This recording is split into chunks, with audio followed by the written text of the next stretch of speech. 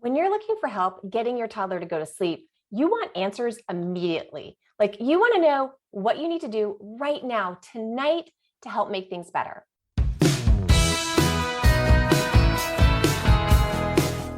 Well, today I'm going to share with you one thing that you can change tonight that's going to make a huge improvement in your child's sleep habits. The advice I'm going to share with you today is the most impactful thing that you can do to improve your child's sleep. Now, I'm not promising you it's going to fix everything. I wish it were that easy, trust me. But this can really go a long way to make your bedtimes way smoother and meltdown free, and also help your kids sleep later in the morning. Ready for the tip? Put your child to bed earlier.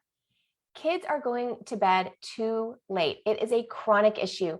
I hear this from families all the time. Kids are going to bed way too late.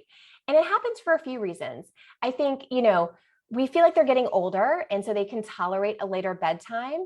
And then I think also, evenings are tight. Evenings can feel really crunched and condensed, and we want to be able to spend time with our kids. So I think between that and feeling like they're getting older, we just let bedtime slide until we're putting our kids to bed too late. Now, here's why putting them to bed too late is a real problem. Because when kids stay up too late, they get a rush of a stress hormone called cortisol. And what cortisol does is it gives them a second wind. And once you get that cortisol spike, they are hyper, they've had their second wind, they're not feeling tired, and it's nearly impossible to get them to bed until they get over that cortisol spike. Now, I bet you've seen this cortisol spike in your own children. This usually happens around like after dinner or around bath time, where they start to get super hyper. They get a jolt of energy and you're like, oh my gosh, like it seems like they should be getting tired, but they're not tired. They're super awake. They're so awake. They're so hyper. There's no way that they're going to settle down anytime soon. The truth is, you actually want to be getting your kids to bed before you see that hyperness, before you see that jolt of energy. Did you know that getting super hyper is actually a sign of sleepiness? It is. There's a saying when it comes to bedtime: perfect timing produces no crying. Now, with our toddlers and our preschoolers, it's more like perfect timing produces less stalling, less nuclear meltdowns. But you really want to get your child to bed before you see that cortisol spike. That's why I call it the magic of the early bedtime, because once you find that right bedtime, it really is magic how much more quick and easy bedtime can be. All right, so how do you find the perfect bedtime? Well, what you have to do is you have to watch your kid like a hawk and look for the subtle sleepy signs that all kids give off. So let's take, for example, let's say that your son gets super hyper at like 7:30 at night. And so you're used to putting him to bed around 8:30 once he seems to calm down.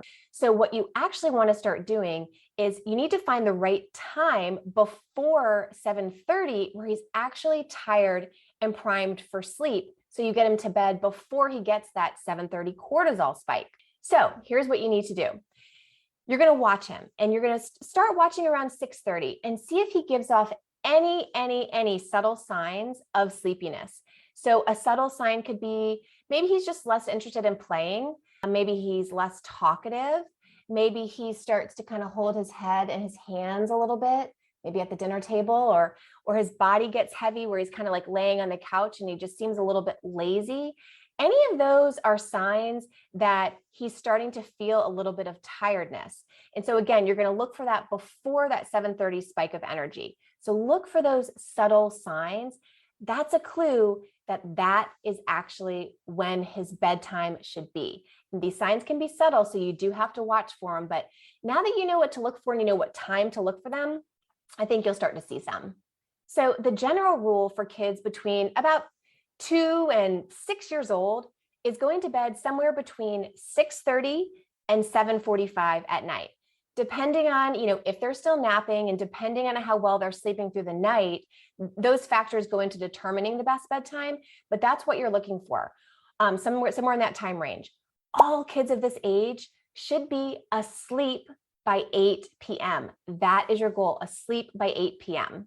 Let's go back to the example of the child who gets hyper at 7:30. So let's say you look for some of these subtle signs that I mentioned, and you're like, Jessica, there are no signs. Like, this kid is giving me no signs that they're ever tired. That's okay. And that's not that uncommon. Some kids are so overtired, meaning they haven't gotten great sleep for so long that their body actually stops really feeling the feeling of being tired. So they're kind of in like an overtired cortisol rush state all the time. And that's okay. So in that case, what you want to do is, since you know that he kind of gets hyper around 7:30, just move bedtime back 15 minutes earlier. So if your normal bedtime was 8:30 after the cortisol rush, but you know he gets hyper at 7:30, you're actually going to move bedtime to 7:15. So try a 7:15 bedtime. See if that helps him fall asleep more calmly and more peacefully. Because remember, our goal is for your child to be asleep by 8 o'clock. When you're trying to find the right bedtime, when you pick a new bedtime that you're going to try, it's really important that you stick with that bedtime for at least 5 days, because it can take a little bit of time for kids to start falling asleep easily and for you to really start seeing the benefits of finding that right early bedtime. Now, what you're going to see when you find that right bedtime is, number one, your kid's going to go to bed easier. Bedtime's going to be a little bit more peaceful because, again, their body is primed to go to sleep at that time, and you're hitting the nail on the head. You're hitting bedtime right at the right spot, so it makes it easier. So you should see bedtime improve. The second thing that you should see is your child may start sleeping later in the morning. This is something a lot of people don't understand. If you put your child to bed earlier, if you find that right bedtime for them where they're happily asleep before 8 p.m., a lot of times kids start sleeping a little bit later in the morning. So that's another benefit that you can look out for. All right, let me run through some common questions that I get about bedtime. So one thing I hear all the time is, my kid's bedtime is 7:30 or 7:15, or it is before 8 o'clock, but they still don't go to bed easily and they're still waking up at 5 o'clock in the morning. Well, in that case, even though your bedtime is within the range that I said, remember the range is bedtime should be between 6:30 and 7:45, with the goal for them being asleep by 8 o'clock. So even if your bedtime is within that range, but you still are seeing major bedtime struggles and early wake ups, just move bedtime earlier. It may need to be even earlier for your child. So in that case, you do the same thing. Move bedtime 15 minutes earlier for 5 days and see if that makes an improvement. Another question I get all the time is something to the effect of, I don't think my child needs that much sleep. They don't seem to need that much sleep. They've never been much of a sleeper. I'm not a great sleeper. I don't think my child needs that much sleep.